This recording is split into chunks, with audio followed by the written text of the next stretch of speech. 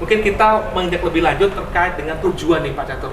Ya. Kenapa sih kok dibuat Quick Win ini? Apakah memang mungkin dulu waktu saat Pak Catur bersama teman-teman meng-create itu sempat mimpi dapat wangsit dari mana gitu, terus ping gitu kan biasanya gitu Pak, langsung muncul di sini, nanti kan muncul ini Pak, apa namanya? Burung Twitter. Burung Twitter. Program terbaru dipersembahkan oleh PMO DJPB. Pol-Polan Show, podcast on location.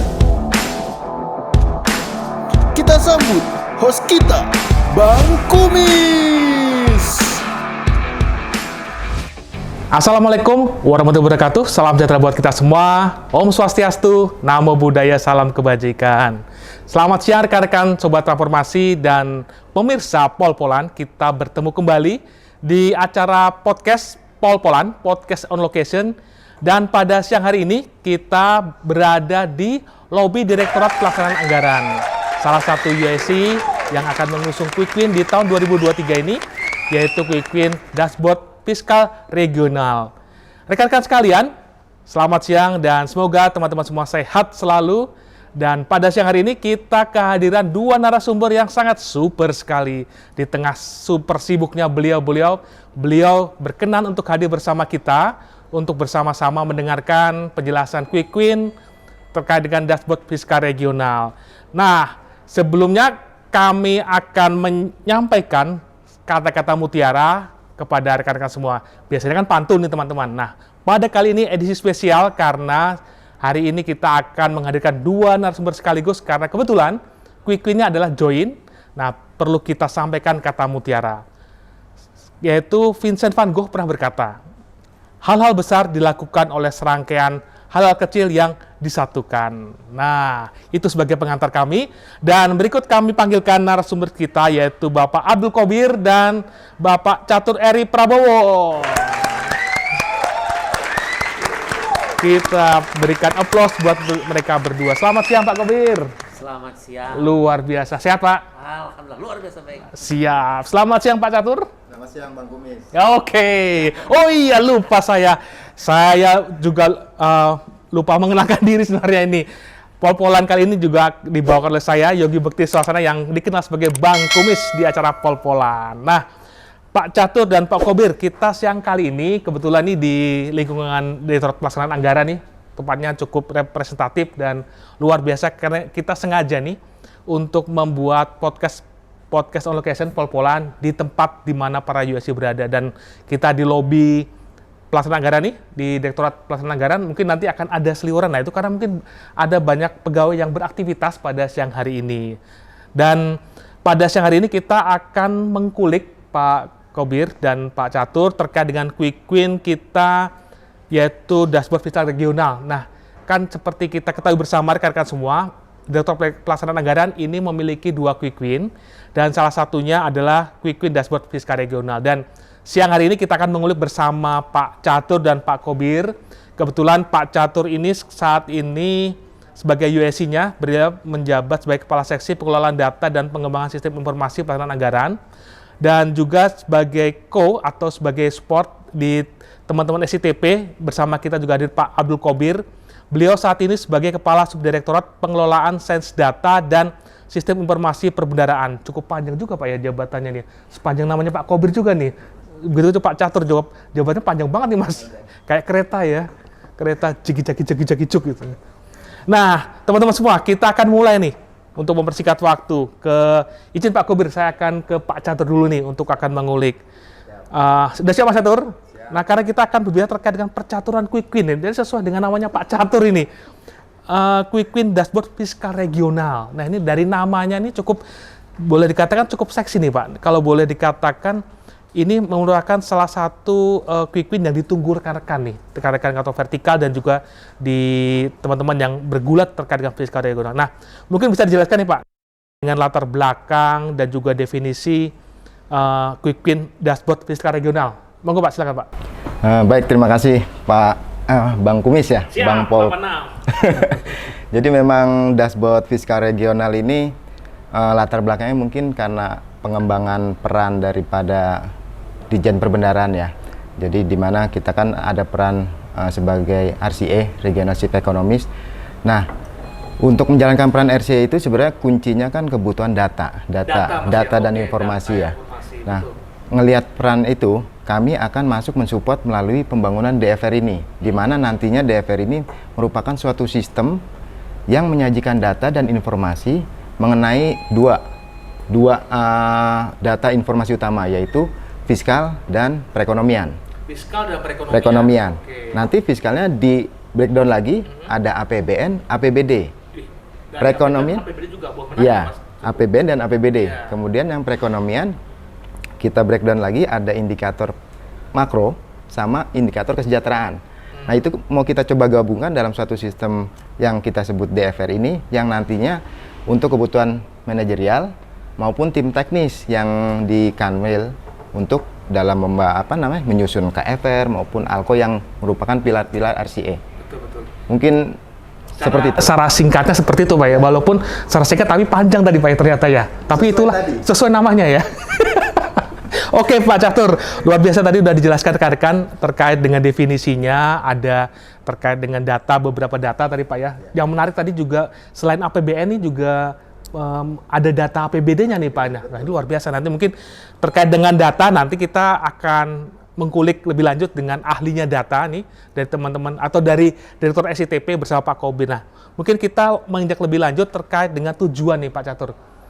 Kenapa sih kok dibuat Quick Win ini? Apakah memang mungkin dulu waktu saat Pak Catur bersama teman-teman meng-create itu sempat mimpi dapat wangsit dari mana gitu, terus wah ting gitu kan, biasanya gitu Pak, langsung muncul di sini, nanti kan muncul ini Pak, apa namanya?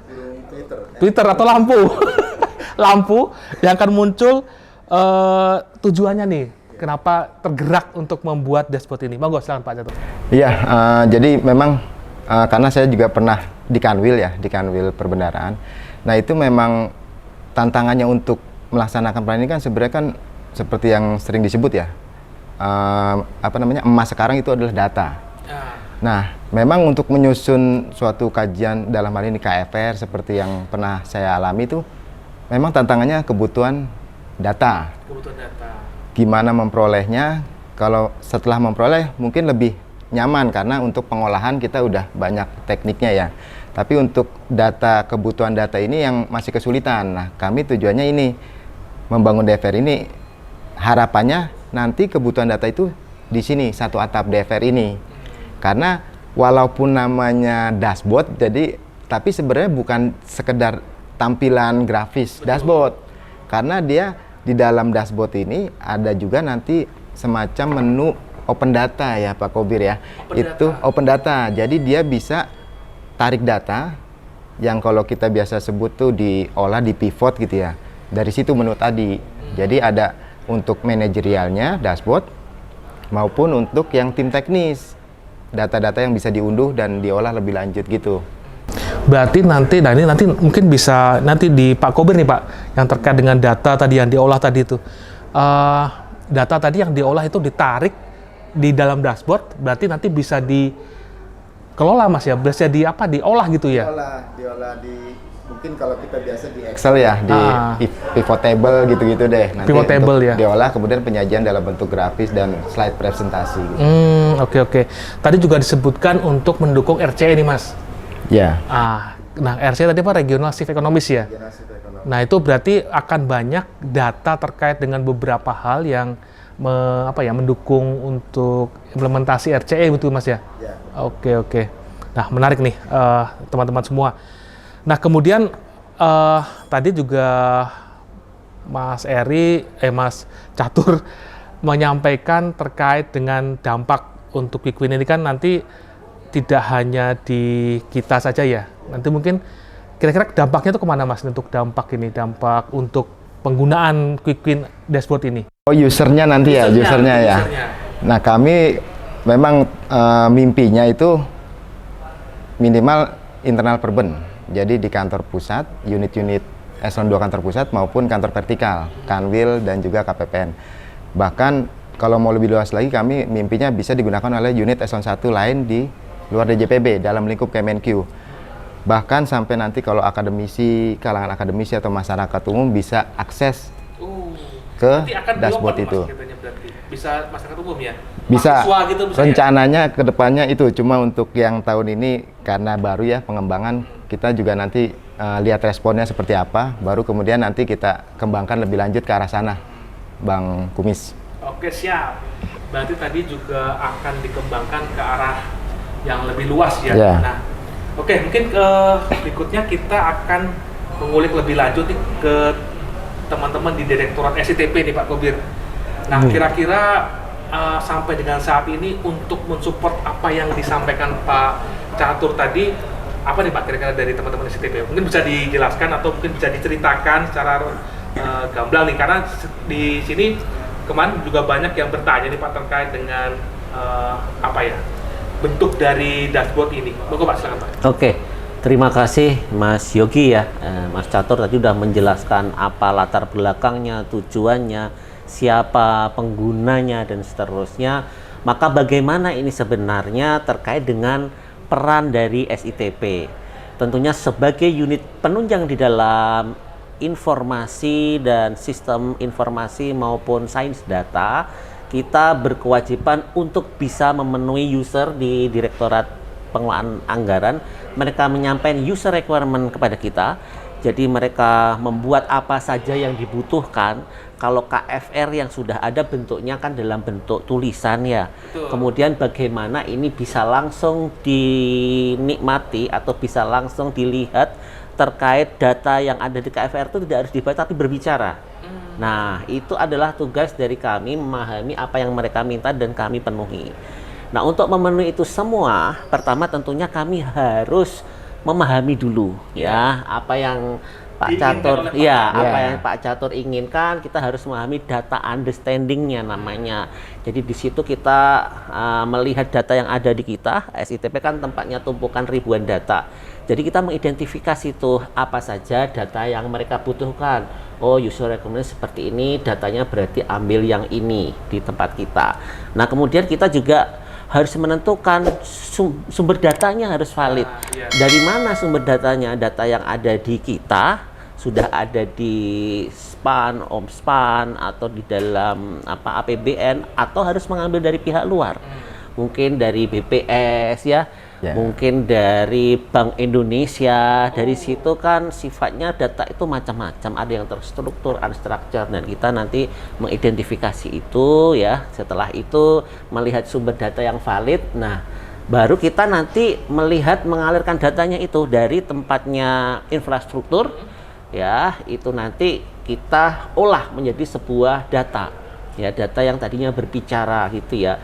Nah, tentunya ini masih ada cleansing-nya. Data itu enggak apa adanya baru minta kita olah, tidak, tapi harus di cleansing, kemudian juga harus di mapping. Ada beberapa yang tidak dibutuhkan harus dimodifikasi, tidak persis seperti data awalnya gitu ya. Kemudian juga kita harus menyiapkan dataset sebuah treasury big data. Ini baru ngomongin datanya, Mas. Ini baru ngomongin datanya harus lengkap. Apa yang dia minta harus ada semua, kita tata sesuai. Baru setelah ada treasury big data, baru kita ngomongin presentation-nya. Bagaimana itu menjadi sebuah dashboard, menampilkan itu perlu sebuah kemampuan lain lagi gitu. Jadi menyusun dashboard itu ada sebuah tool sekarang namanya Tableau ya. Tableau kita sudah ada pelatihannya gitu ya. Teman-teman sudah mengerti. Saya kira nggak harus kita mahir ya. Saya punya pengalaman teman-teman OJT. Saya kira teman-teman yang di Kanwil, di KPPN, adik-adik harusnya juga bisa melihat dari YouTube ya. Apa sih Tableau itu yang dimaksud? Kalau teman-teman di SITP awal juga nggak tahu, Mas. Tapi setelah mencari tahu sedikit pelatihan itu sudah memadai, dan mereka sudah membuat dashboard yang sudah kita bahas juga dengan teman-teman di IPA, dan mereka dengan berbagai input masukan dari saya sendiri, harusnya ini seperti ini dengan pengalaman saya dulu waktu membahas di Alko dan sebagainya, tentunya itu bisa memberikan nilai tambah di situ. Nah, setelah itu kita menyusun visualisasinya ya pakai Tableau itu. Iya, eye catching persis seperti yang ada di PPT lah. Nah, nanti beliau mengevaluasi dari PA ya. Oh, kurang begini, kurang begitu, kita sesuaikan kembali gitu ya. Itu visualisasi. Kemudian juga kita harus menyusun ini kemana nih landing page-nya gitu ya, URL-nya apa gitu ya. Jadi kita harus menentukan. Nah itu juga tahap yang kedua. Jadi tahap yang pertama tadi mengidentifikasi, kemudian yang kedua memvisualisasikan gitu. Nah yang ketiga masih ada lagi menyiapkan infrastruktur. Lah kalau sudah banyak beliau minta gitu ya, datanya juga dari seluruh Indonesia, kita kan harus ada ininya, data setnya harus disimpan dalam database tertentu. Itu kita harus menyiapkan infrastrukturnya juga Mas. Jadi kita harus berkomunikasi dengan bagian data juga. Nah itu berarti tahap yang ketiga. Kemudian berikutnya terakhir kita harus menyiapkan juga environment-nya. Ini masuknya kemana? Mau website, mau apa? Nah sekarang karena arahan Bapak Dirjen agar simplifikasi, kita pakai landing page-nya digit. Ya semua orang nanti kalau sudah ada usulan, kemudian kita setujui, mereka bisa membuka digit tersebut. Jadi Mas Yogi juga bisa, teman-teman di seluruh Kanwil, KPPN juga bisa gitu ya. Nah, betul, setiap orang nanti akan memiliki itu. Nah, tentunya kita juga harus ini ya Mas, terakhir kita mencoba uji coba namanya user acceptance test. Kita bersama-sama juga nanti tim dari KPPN juga disiapkan di Kanwil mungkin ini sudah benar apa belum, sudah sesuai dengan kebutuhan mereka belum. Nah itu yang nanti kita baru dirilis ya. Nah terkait dengan yang tadi kebutuhan itu kan baru visualisasinya Mas, tapi di dalamnya itu ada namanya open data ya. Open data itu baru visualisasi. Open data adalah kumpulan dari berbagai variabel, mulai dari makroekonomi, mulai APBN, APBD, konsolidasiannya ya, termasuk kondisi itu tadi. Itu kita memiliki sebuah namanya open data, di mana open data itu bisa sifatnya spasial. Setiap dari Aceh sampai Merauke ada, kemudian juga historicalnya, trajektorinya bisa beberapa tahun gitu ya. Tentunya ini kita membutuhkan masukan terus dari seluruh teman-teman kantor pusat maupun di Kanwil dan juga di KPPN agar mereka apa yang mereka butuhkan nih. Terakhir misalkan stunting gitu ya. Berarti kemudian bansos kan hanya dibayar di Jakarta 7 apa nih? Jakarta 2 ya? 2 ya? 7 bansos. 7. Oh yang bansos. Ya tempatnya Jakarta 7, tapi kan tidak semua orang tahu bahwa di mana berapa ini untuk yang masing-masing. Sebarannya. Nah itu kita kumpulkan, bisa tahu PKH, nanti teman-teman di Kanwil tinggal ngambil dan sebagainya.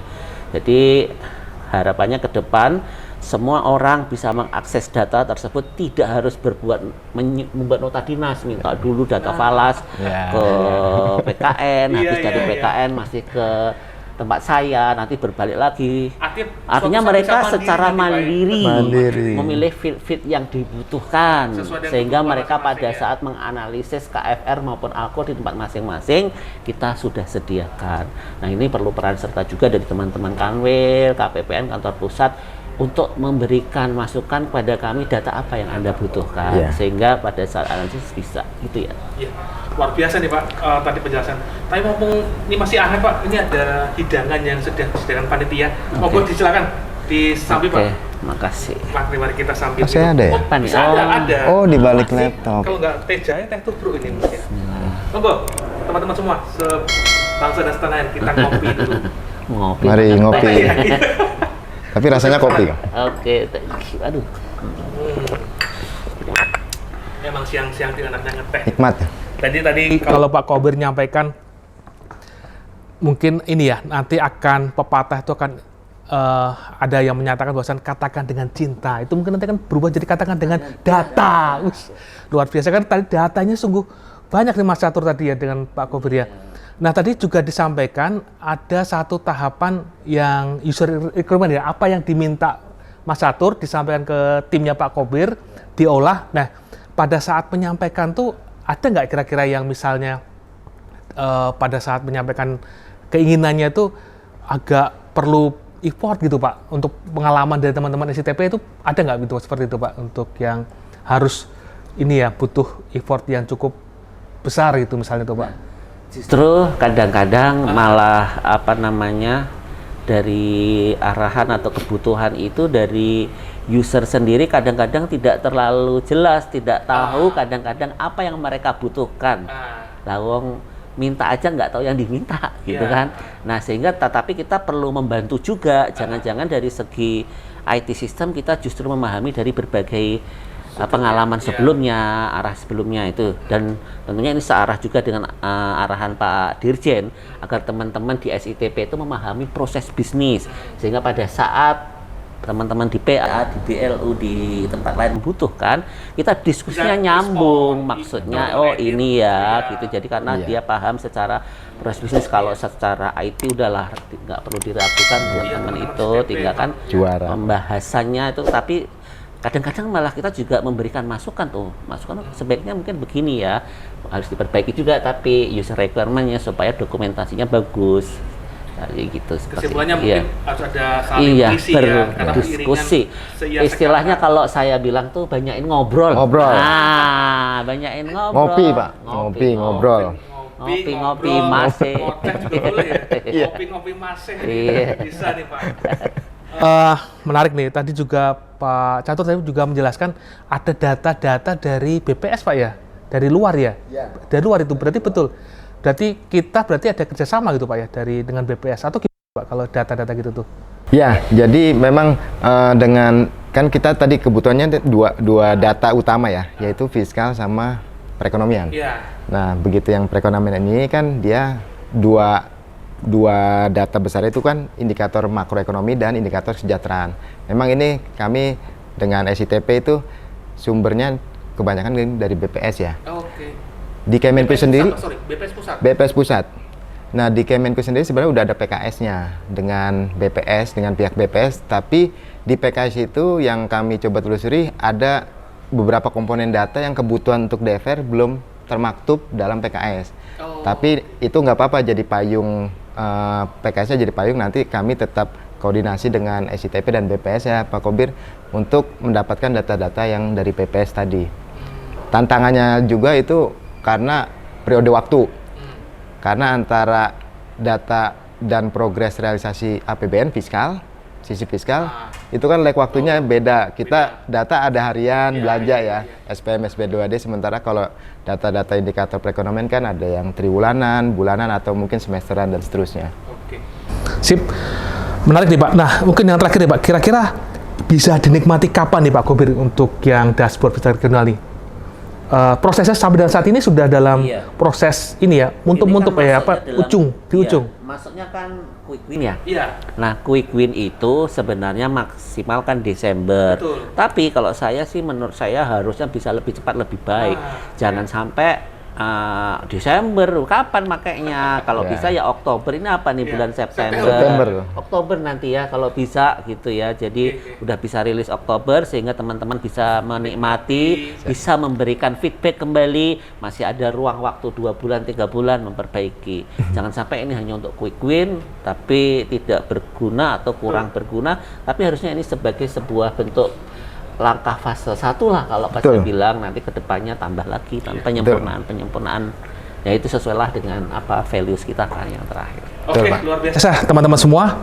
Kita sudah menyimak penjelasan dari teman-teman sebagai USC ya, teman-teman dari PA dan juga dari Pak Kobir, teman-teman dari STP yang sudah memaparkan secara jelas, secara runtut isian atau isinya apa saja dashboard fiskal regional itu tadi secara jelas sudah disampaikan, dan semoga apa yang disampaikan Pak Kobir dan juga Pak Catur itu memberikan manfaat kepada kita semua, dan juga kita teman-teman kantor vertikal dan juga mungkin rekan-rekan di luar DJPB itu bisa memanfaatkan nantinya dashboard fiskal regional ini dalam rangka untuk mendukung program-program pemerintah yang tentunya terutama implementasi RCE.